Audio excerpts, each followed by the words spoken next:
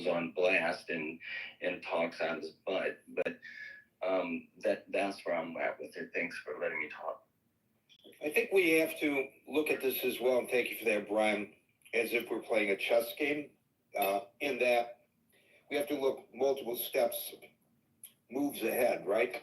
So the president started on this with a tweet about a week ago, blasting the judge.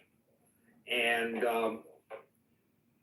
that's when he first suggested that a district court judge shouldn't have the authority to make a decision such as this. And it caused for, you want to talk the term unprecedented, you got the Chief Justice of the United States Supreme Court publicly saying, Mr. President, you're wrong. We have a system, and this is how the system works. This is when they called for the impeachment of the judge. And the Chief Justice of the Supreme Court said, wait a minute, this is not an appropriate response to your objection to a temporary restraining order. Now we have the president, as I read at the top, saying, Mr. Chief Justice, I want you to rule that these lower courts don't have jurisdiction.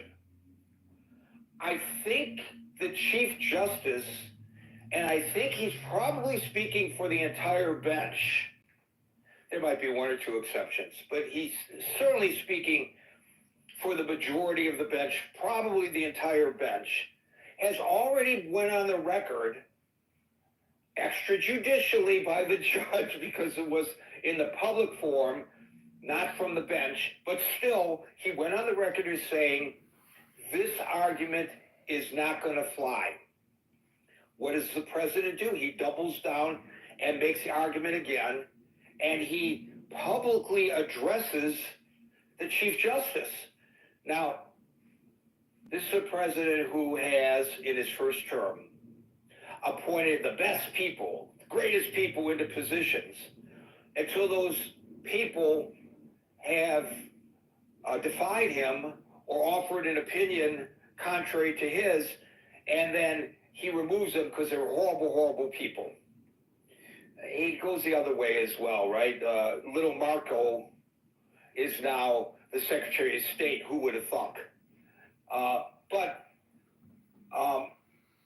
one could, as we look, X number of moves ahead while playing this chess game, reasonably presume that there's a good chance that if, in fact, the government attorneys stand before the Supreme Court and argue that the lower courts don't have jurisdiction in any manner. Zach, I'm on stage. I think I'm about to get called next. I'm going to read to them what's on Doge on X. We already know that there's a good chance, a very good chance. This is Gary Baumgarten's room. In his favor. There's a lot of people in there right now. And then what? Why is he playing this game? Why would he do this? He's not going to remove the Chief Justice from the Supreme Court. That's an appointment for life. So what's he going to do then? And he's got to know that. I'm just curious as to what the end game here is, unless it's a totally populist game, that it's all form and no substance. He knows that he's wrong. He knows he can go nowhere with this, but boy, does it play to his base. That's the only conclusion that I could reach. Maybe some of you have a different conclusion to the question that I am raising. We'll now go to, and thank you for that, Brian Monsef. Jeez. Hey, Gary. The issue that we have here, the way I see it, is not whether the federal judges have gone too far. Federal judges are doing their job. It just happens that when, the president thinks that he is in an unfavorable position in front of a judge, he is going to throw a fit and say, well, I've been mistreated when it was personal to him, or right now, that judge is just a lunatic